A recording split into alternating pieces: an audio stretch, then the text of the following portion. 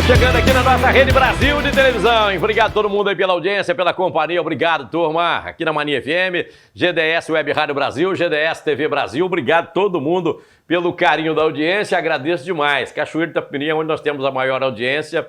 Depois, onde nós temos a maior audiência, São Paulo. São Paulo é o segundo estado onde nós temos a maior audiência. Terceiro, Santa Catarina, onde nós temos a grande audiência. Estão batendo hoje 118 mil horas assistidas no nosso canal no YouTube. 1,5 milhão de acessos no nosso canal no YouTube. Bom demais, né? Na nossa GDS Web Rádio Brasil, chegando a 600 mil acessos só no nosso site. Só que, como é por IP, uma pessoa que acessa 10 vezes para a gente aparece uma vez só. Então, grato demais às pessoas que acompanham o nosso programa em Cachoeiro, no Espírito Santo e em outros estados também. Beijo para todo mundo.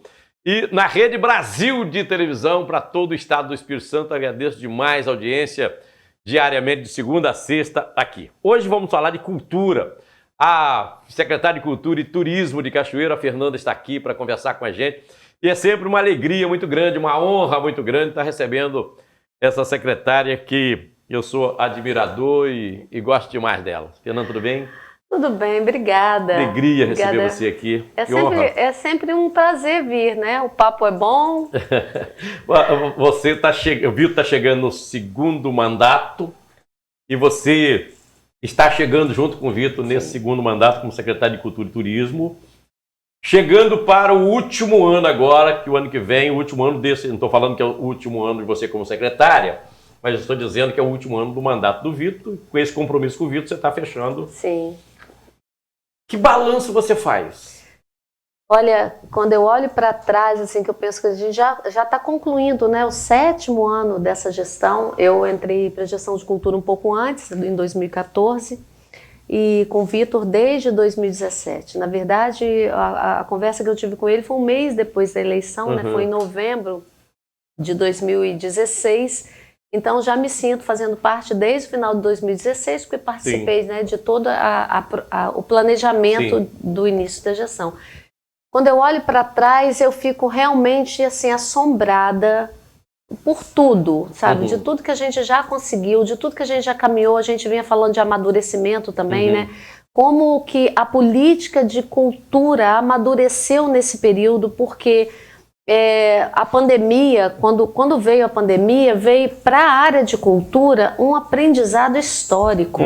Né? A gestão de cultura nunca se desenvolveu tanto quanto se desenvolveu a partir da Lei Aldir Blanc, a emergencial da cultura, né? Que foi lançada em 2020 e foi executada em 2021. Pandemia, né? A Lei Emergencial de Cultura, a Lei Aldir Blanc, ela nasceu justamente para socorrer o setor produtivo da cultura, que estava sofrendo enormemente com o fechamento, né, do isolamento social vindo da pandemia. E a partir disso, é como se fosse um marco legal de desenvolvimento das políticas públicas de cultura. Esse foi um aprendizado, assim, foi um aprendizado enorme, fantástico, né? Olha, uma coisa, se a gente pode tirar alguma coisa boa, né, do período de pandemia, essa foi uma. Porque também criou uma ação municipalista muito importante.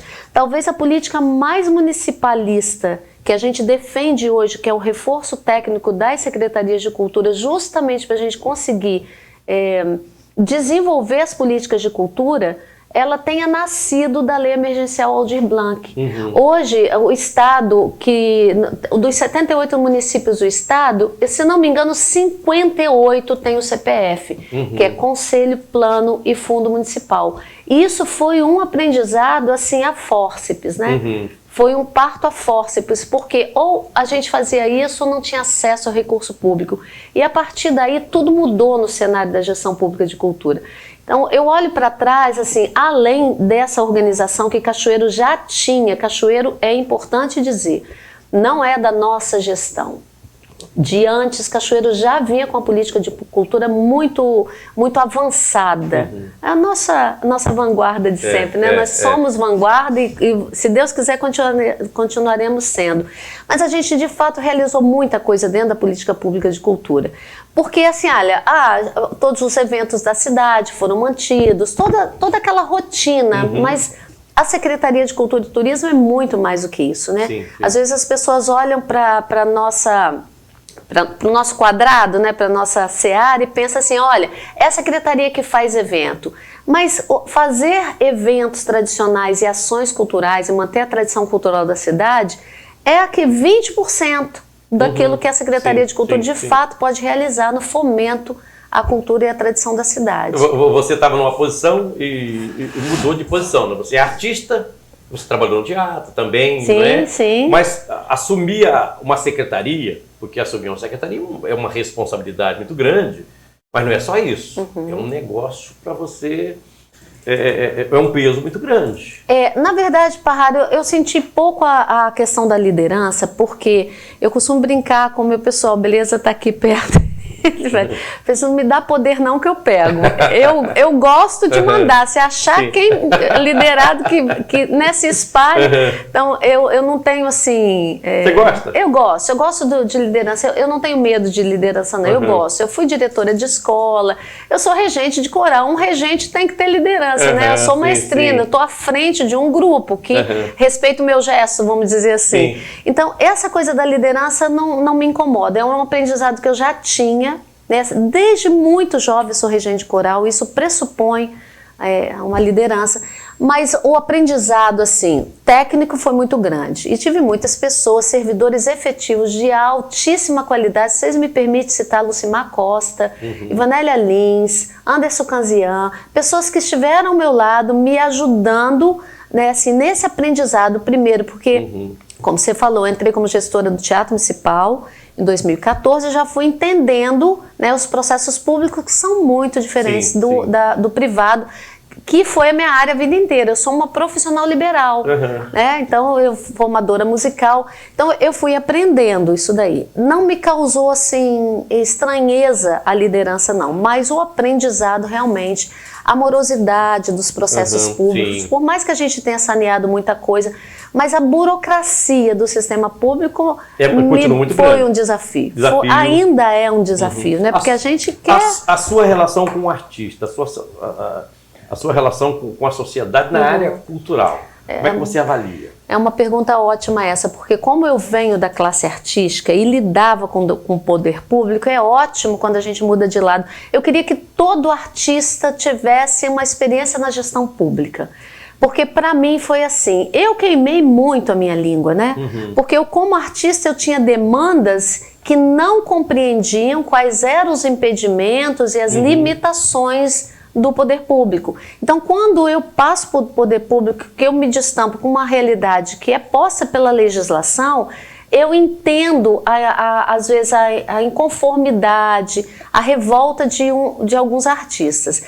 E de fato, isso me dá um lugar de fala muito seguro, Parrado, porque eu conheço mesmo os dois lados. Isso me ajuda muito a amenizar, a negociar, a explicar para a classe artística, né, porque eu já sei quais são as demandas, e também me ajuda muito a tentar superar isso pela classe artística. Mas como você sabe, não há unanimidade, né? Mesmo porque toda unanimidade é burra. É justamente através das críticas que a gente vai progredindo e tentando achar Vamos falar um negócio caminhos. Que talvez seja novo para você, né? Talvez você nunca ouviu isso aqui. A pergunta é qual o segredo? Você não é política, você não faz política, você é uma profissional técnica, você não é política. Não. Né? Você não faz política... Diferentemente de outro secretário em qualquer governo, isso faz parte não é o seu caso. Não. Mas o que eu percebo é que o carinho que o artista tem com você é diferente. Às vezes ele tem até uma crítica a fazer da própria secretaria. Às vezes ele tem até uma crítica a fazer de uma situação. Mas ele está sempre te protegendo,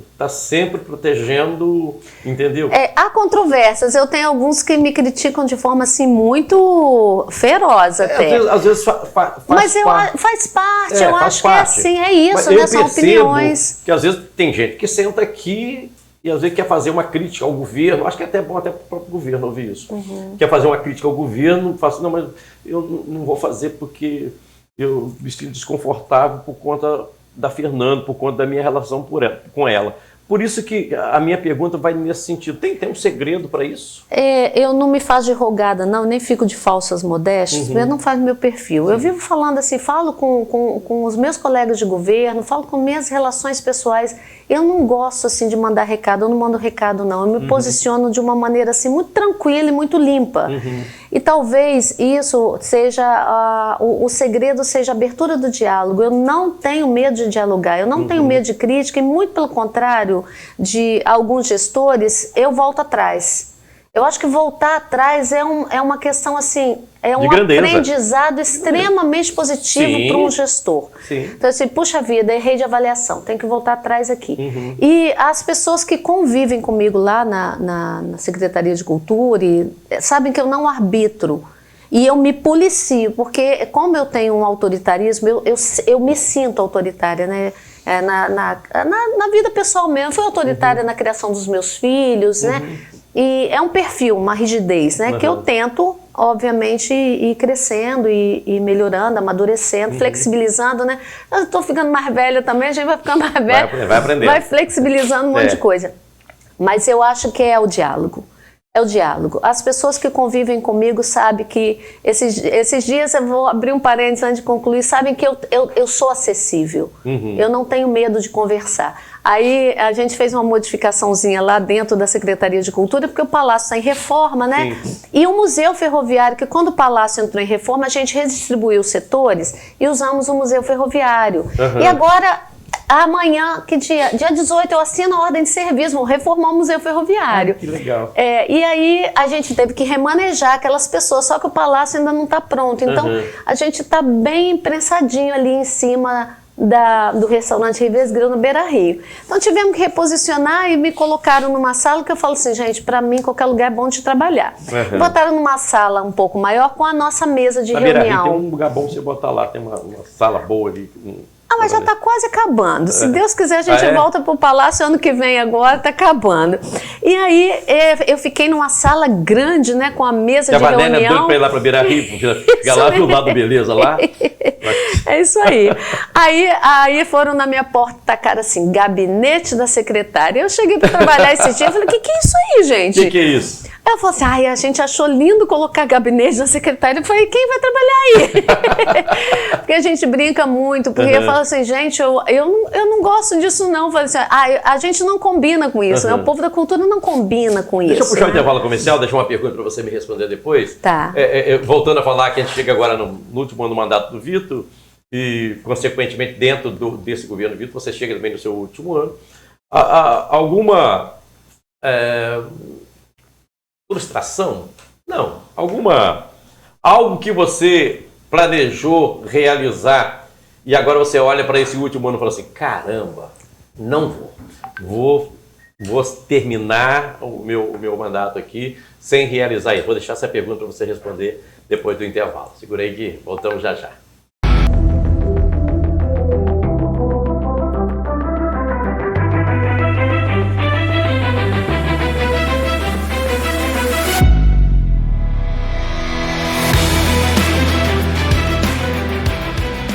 Vamos seguindo com o nosso programa, conversando hoje com a secretária de Turismo e Cultura de Cachoeiro de Itapemirim.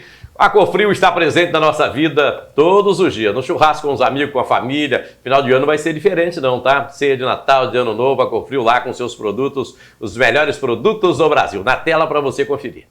A Cofrio faz parte do seu dia a dia e tem que estar presente nas suas comemorações de fim de ano também. Os produtos Cofrio são saborosos, deliciosos, perfeitos para reunir toda a sua família e transformar cada segundo em momentos inesquecíveis. Se deixe contagiar e torne as suas comemorações ainda mais saborosas.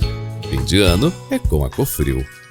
Cofrio, sabor a toda prova. Vamos seguindo aqui com o programa. Fernanda, ficou uma pergunta para você aqui. Se a gente chega agora nesse último ano de governo e você olha assim para frente e diz, esse ano não dá para realizar isso não. Fica sentimento em alguma coisa? Você poderia falar? Como é que é? Ficam várias coisas, várias, porque a gente não para de projetar o que quer realizar, né? Por exemplo, quando eu entrei, logo que eu entrei, que eu rodei os centros culturais de Cachoeiro, eu falei, gente, eu queria, no final dos 4 primeiros anos, né? Eu queria entregar todos os centros culturais reformados. E ao final do 8º ano, a gente conseguiu a Casa dos Braga, que está um museu muito bem, um dos melhores do estado. A Casa da Memória, que agora só merece manutenções, né? Porque estava com telhado ruim, a gente reformou a Casa da Memória toda. A Casa de Messa Latiel também passou por uma reforma agora. Estou assinando a ordem de serviço do Museu Ferroviário, que vai ser uma obra de um ano e pouco, então possivelmente a gente entregue, se não houver nenhum tropeço. A desapropriação aqui de volta, mas aí quando a gente desapropria aqui no entorno da Casa de Alberto Carlos, é uma coisa que eu gostaria de entregar e que não vou entregar, que é um complexo mais já pronto, né? Um complexo turístico pronto, né? Já dei alguns passos, que foi a desapropriação. Agora a gente vai conseguir a reforma e a demolição do galpão. Esses são passos lentos, mas são passos importantíssimos. A demolição Você consegue antes do Nós final? estamos com um projeto executivo prontíssimo, buscando a captação do recurso pela Programa Nacional de Blanc. Então, assim, são passos que, se não fossem dados, inviabilizaria para sempre. Então, são passos que já estão concretizados, mas quando eu concretizo a desapropriação, eu quero o projeto executivo. Quando eu concretizo o projeto executivo, eu quero a reforma. E é importante você falar isso para as pessoas compreenderem como é que é o processo da área pública, né? É muito longo. Então, assim, quando eu olho para tudo que a gente vem construindo, é lógico, eu queria ter chegado ao final. Por exemplo, Teatro Municipal, um caminho longo de construção de projeto, contratação de empresa, são 10 projetos. Agora está na fase finalzinho de zerar o convênio para o repasse para eu poder licitar. Licitando, a projeção é que 10 meses, 12 meses de obra, pode ser que eu não inaugure. Apesar de ter assim, uma convicção enorme de que tudo está sendo feito de acordo com o que precisa ser feito, o nosso melhor, mas é um processo longo. E na área pública pode agarrar um trem no meio ali. Exatamente. Na hora da licitação, então, alguém entra com recurso e aí agarra tudo de novo. E também porque houve assim, depois da enchente, a gente não pôde mexer. Pandemia, 2021, eu retomei os projetos do teatro, concretizado em 2022. Agora, em 2023, foi a construção da negociação, do convênio, do recurso. Estamos finalizando isso para abrir licitação para obra.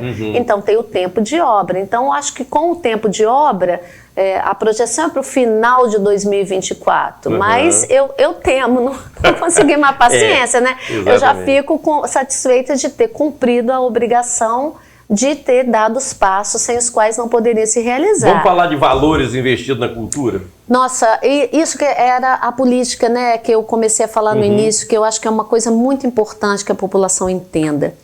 A grande pauta municipalista hoje no Estado e também no país, a partir da Lei Aldir Blanc, emergencial de cultura, as secretarias de cultura e turismo não podem mais ser ocupadas só por pessoas que não sabem o que está acontecendo.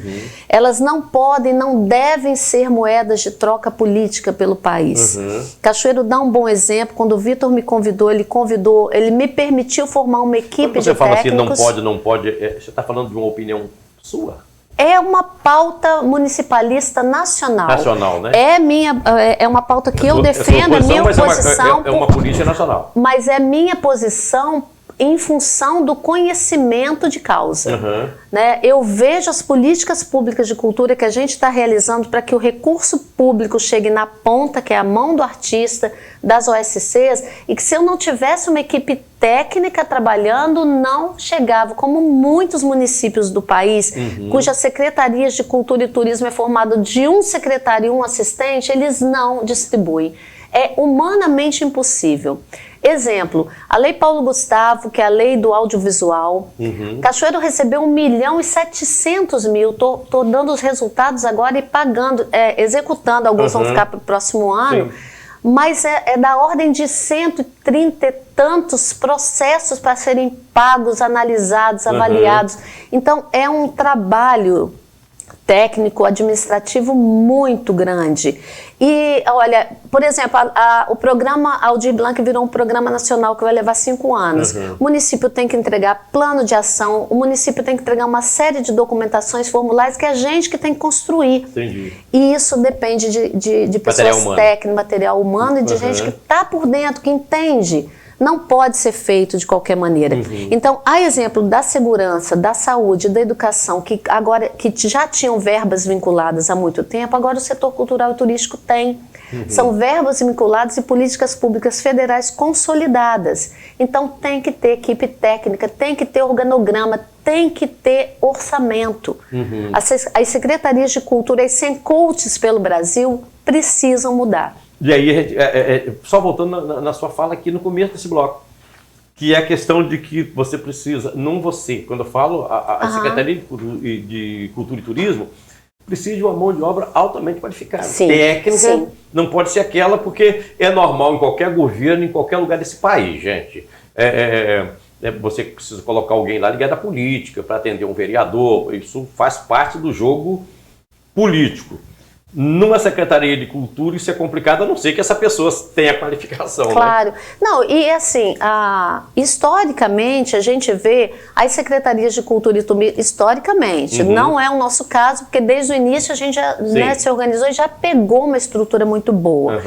Mas, historicamente, as secretarias de cultura e turismo, elas ficam relegadas a 1, 2 pessoas. Precisa de um organograma, precisa de distribuição de atribuições muito bem elencadas. Município tem nem secretaria. Tem município que junta, exatamente. É uma política, a gente precisa do órgão gestor de cultura, que inclusive é uma exigência do programa de repasse fundo a fundo, inédito no país, vanguarda do Espírito Santo, que transfere recursos do Fundo Estadual de Cultura para os fundos municipais de cultura. E ele só transfere se o órgão gestor de cultura estiver organizado. Então, para esse dinheiro, porque dinheiro público tem que chegar na ponta, ele tem que ir para o cidadão, para o artista que realiza, para o OSC que realiza. Para esse dinheiro público chegar, esse recurso ir na mão, na ponta, na sociedade, existe um caminho que é feito pelo órgão gestor de cultura e de turismo, que são as secretarias. Deixa eu falar com você um pouquinho sobre turismo. Claro, claro. Você. E eu acho que a nossa região é tão rica, né? A gente fala muito, porque o Roberto Carlos é quem puxa realmente. O Roberto Carlos é o nosso grande ativo turístico. O grande ativo é o Roberto Carlos. Mas nós temos, você falou aqui da Casa dos Bragas, né? Nós temos a nossa área rural também, que é muito rica. Nós temos... E aí? A sua Secretaria de Turismo, você vem realizando aquilo que você gostaria? Olha, diferente da parte da cultura, a Subsecretaria de Turismo, ela é um fomentador, ela é um vetor, vamos dizer assim. Então, a gente tem feito um trabalho assim fantástico, aí eu cito meu subsecretário Fernando Martins, Isabel Bremide, gestora de turismo, maravilhosos, pessoas preparadas. Então, eles têm várias pontas de atuação. O turismo de base comunitária, que tem se revelado, é um turismo fácil, barato, tanto para a comunidade quanto para o turista, e tem se revelado um grande... está se desenvolvendo muito uma grande oportunidade para o turismo. Eles estão fazendo um trabalho diferenciado agora com a comunidade de Jabuticabeira por causa das piscinas naturais e esse afã das pessoas no verão, essa terra quente, nossa, deliciosa, que precisa de água. E aí precisa fazer um trabalho de conscientização daquele micro, pequeno empresário lá, né? Que esse é o... Você falou tudo. Quem faz turismo não é o governo, é a sociedade civil. É o privado. Então, nosso papel é o que eles têm realizado assim com excelência. Oferecer formação, oferecer cursos, oferecer recurso e principalmente infraestrutura. Infraestrutura cabe ao governo, que é o acesso às condições de trabalho para esse empresário que está lá. E o turismo rural ele está tendo assim um foco muito grande, porque as pessoas estão querendo realmente descanso, natureza, proximidade, né, com a coisa simples. Foi o foco da nossa conferência anual de cultura, foi turismo rural, que é um dos eixos debatidos no nosso plano de ação do turismo. e tem virado realmente um eixo muito importante agora de trabalho.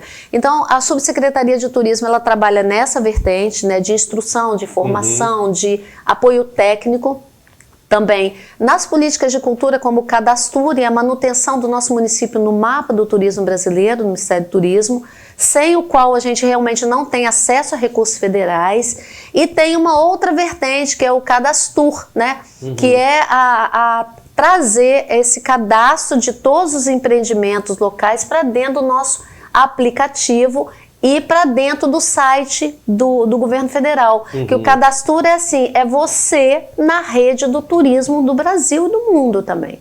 E a gente tem o app do turismo, o aplicativo Descubra Cachoeiro, que é muito simples, tem para Android, tem para como é que chamou? iPhone, e que ali, quanto mais as pessoas se cadastram, mais alimentado fica isso, e é só cara esse na aplicativo rede. vai em qualquer loja de aplicativo, Descubra Cachoeiro? No Play, como é que chama? No Play Store. No Play Store você bota lá Descubra Cachoeiro, baixa o seu aplicativo, e aí quanto mais pessoas usam e quanto mais empreendimentos se cadastram, mais cachoeiro fica aberto para o mundo.